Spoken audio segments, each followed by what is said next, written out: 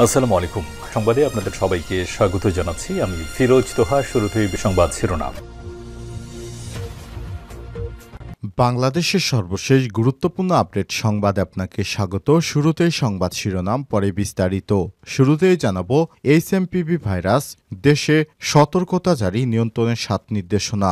চীনে আতঙ্ক ছড়ানো হিউম্যান মেটানিউমো ভাইরাসে আক্রান্ত রোগী দেশে শনাক্তের পর এ নিয়ে স্বাস্থ্য সতর্কতা জারি করেছে স্বাস্থ্য অধিদপ্তর। এরপর জানাবো, বিডিআর হত্যাকাণ্ড মামলার বিচার কাজ কেরানীগঞ্জে। বিডিআর সদর দপ্তরে সংঘটিত মামলার বিচার ঢাকা জেলার কেরানীগঞ্জে অবস্থিত ঢাকা কেন্দ্রীয় কারাগার সংলগ্ন অস্থায়ী আদালত ভবনে অনুষ্ঠিত হবে রোববার ১২ জানুয়ারি। আইন বিচার ও সংসদ বিষয়ক মন্ত্রণালয় আইন ও বিচার বিভাগ থেকে সংক্রান্ত আদেশ জারি করা হয়েছে। এদিকে ভয়াবহ দুর্যোগে বিপর্যস্ত যুক্তরাষ্ট্র। বিশ্বব্যাপী মরুলিপানায় কি ছেদ পড়েছে?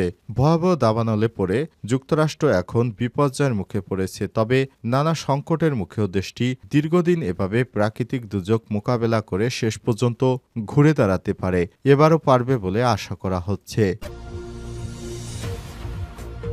জানাবো, একদিনে ভারতের ৫৭ বাংলাদেশি গ্রেপ্তার। পৃথক অভিযানে একদিনে ভারতের ৫৭ জন বাংলাদেশি ও ২ রোহিঙ্গাকে গ্রেপ্তার করেছে।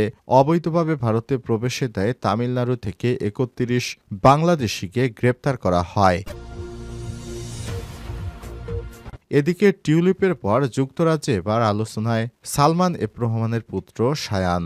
দুর্নীতিতে সংশ্লিষ্টতার অভিযোগে যুক্তরাজ্যে ব্যাপক চাপের মুখে পড়েছে শেখ হাসিনার ভাগ্নি শেখ রেহানার মেয়ে ও ব্রিটিশ প্রধানমন্ত্রী টিউলিপ সিদ্দিক। এমন পরিস্থিতির মধ্যে নতুন করে আলোচনায় এসেছে তার বন্ধু সালমান এফ রহমানের ছেলে শায়ান ফজলুর রহমান, যিনি ব্রিটিশ রাজার হাত ধরে ২০০৭ সালে প্রতিষ্ঠিত দাতব্য সংস্থা ব্রিটিশ এশিয়ান স্টার্টার উপদেষ্টা কাউন্সিলর চেয়ারম্যান। এবং সর্বশেষ জানাবো, পেরেক দিয়ে যুবকের চোখ খুঁচিয়ে ও পায়ে রক কেটে হত্যা, গ্রেপ্তার এক। ফরিদপুর সদর উপজেলার কানাইপুর উবাইদুল খান ২৮ নামে এক যুবককে পিটিয়ে চোখ উপড়ে ও পা ভেঙে হত্যার ঘটনায় ১৫ জনের নামে থানায় মামলা দায়ের করা হয়েছে। এর মধ্যে একজনকে গ্রেপ্তার করা হয়েছে। প্রিয় দর্শক, এতক্ষণ শুনছিলেন সংবাদ শিরোনাম, এবারে বিস্তারিত। তবে তার আগে বন্ধুরা, অনুরোধ থাকবে এই সংবাদটিতে একটি লাইক দিন। এই চ্যানেল আপনি নতুন হয়ে থাকলে আমাদের সংবাদটি দেখতে দেখতে চ্যানেলটি সাবস্ক্রাইব করে রাখুন। কমেন্ট করে আপনার মূল্যবান মতামত জানিয়ে দিন আপনি বিশ্বের কোন দেশ থেকে বা বাংলাদেশের কোন স্থান থেকে আমাদের সংবাদটি দেখছেন এবং শুনছেন। এবারে বিস্তারিত। এইচএমপিভি ভাইরাস দেশে সতর্কতা জারি, নিয়ন্ত্রণের ৭ নির্দেশনা। চীনে আতঙ্ক ছড়ানো হিউম্যান মেটানিউমো ভাইরাস এইচএমপিভি আক্রান্ত রোগী দেশে শনাক্তের পর এ নিয়ে স্বাস্থ্য সতর্কতা জারি করেছে স্বাস্থ্য অধিদপ্তর। একই সঙ্গে ভাইরাসটির সংক্রমণ প্রতিরোধে ৭ দফা নির্দেশনা দেওয়া হয়েছে। সম্প্রতি স্বাস্থ্য অধিদপ্তরের রোগ নিয়ন্ত্রণ শাখার সিডিসি লাইন ডিরেক্টর অধ্যাপক ড মোহাম্মদ হালিমুর রশিদ স্বাক্ষরিত এক সংবাদ বিজ্ঞপ্তিতে এই সতর্কতা জারি করা হয়েছে। বিজ্ঞপ্তিতে স্বাস্থ্য অধিদপ্তর জানিয়েছে, চীনসহ উপমহাদেশের বিভিন্ন দেশে এইচএমপিভি ভাইরাসের প্রাদুর্ভাব এবং তীব্রতা উদ্বেগজনকভাবে বৃদ্ধি পেয়েছে। বিশেষ করে ১৪ বছরের কম বয়সী শিশু এবং ৬৫ বছর বা তার বেশি বয়সী ব্যক্তিদের মধ্যে এই রোগের সংক্রমণ বেশি দেখা যায়। একই সঙ্গে দীর্ঘমেয়াদী স্বাস্থ্য সমস্যা যেমন হাঁপানি বা ক্রনিক অবস্ট্রাকটিভ পালমোনারি ডিজিজ, গর্ভবতী মহিলা এবং দুর্বল রোগ প্রতিরোধ সম্পন্ন ব্যক্তিদের জন্য উচ্চ ঝুঁকি সৃষ্টি হতে পারে। এতে আরও বলা হয়েছে, পৃথিবীর অন্য দেশের মধ্যে বাংলাদেশে এই রোগের সংক্রমণ দেখা দিয়েছে। সম্প্রতি চীন ও অন্যান্য দেশে এর প্রাদুর্ভাব দেখা দেওয়ায় বাংলাদেশের সংক্রমণ নিয়ন্ত্রণে রাখা আবশ্যক, যার সব যন্ত্র সেবা কেন্দ্র এবং পয়েন্টস অব এন্ট্রি সমূহে স্বাস্থ্যবিধি জোরদার করা প্রয়োজন। এই পরিপ্রেক্ষিতে বাংলাদেশে এই ভাইরাস সংক্রমণ প্রতিরোধ নিম্নে বর্ণিত নির্দেশনা অনুসরণ করা এবং জনগণের মধ্যে স্বাস্থ্য সচেতনতা বৃদ্ধির জন্য অনুরোধ করা হলো। ৭টি নির্দেশনা হলো, শীতকালীন শ্বাসতন্ত্রের রোগগুলো থেকে নিজেকে রক্ষার জন্য মাস্ক পরবেন। ২. হাসি কাশি সময় টিস্যু দিয়ে নাকমুখ ঢেকে রাখবেন। ৩. ব্যবহৃত টিস্যুটি একটি ময়লা ফেলার ঝুড়িতে এবং নিরাপদে রাখুন। ৪. আক্রান্ত হয়েছেন এমন ব্যক্তিদের স্পর্শ থেকে অন্তত ৩ ফুট দূরত্ব বজায় রাখুন। ৫. ঘন ঘন সাবান, পানি কিংবা হ্যান্ড স্যানিটাইজার দিয়ে হাত ধৌত করুন। ৬. অপরিষ্কার হাতে চোখ, নাক, মুখ, কান কখনোই ধরবেন না। ৭. আপনি জ্বর, কাশি বা শ্বাসকষ্ট আক্রান্ত হলে সুস্থ না হওয়া পর্যন্ত বাড়িতে থাকবেন। কোথাও বিনা প্রয়োজনে যাবেন না। প্রয়োজন হলে নিকটস্থ হাসপাতালে যোগাযোগ করুন। বিডিআর হত্যাকাণ্ড মামলার বিচার কাজ কেরানীগঞ্জে।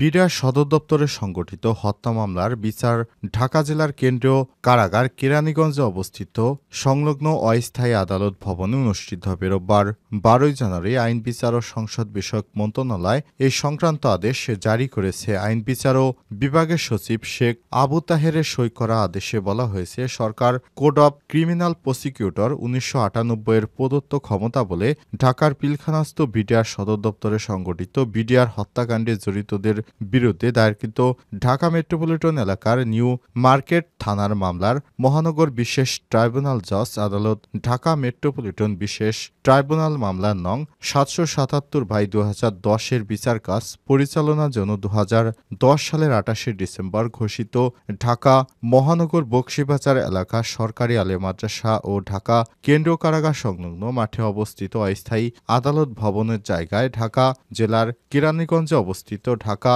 কেন্দ্রীয় কারাগার সংলগ্ন অস্থায়ী আদালত ভবনকে অস্থায়ী আদালত ঘোষণা করল এবং এই মর্মে নির্দেশ প্রদান করল যে উক্ত মামলার বিচার কাজ ঢাকা জেলার কেরানীগঞ্জে অবস্থিত ঢাকা কেন্দ্রীয় কারাগার সংলগ্ন অস্থায়ী আদালত ভবনে অনুষ্ঠিত হবে। আদেশে 2010 সালের 28 ডিসেম্বর জারিকৃত আদেশ বাতিল করা হয়েছে।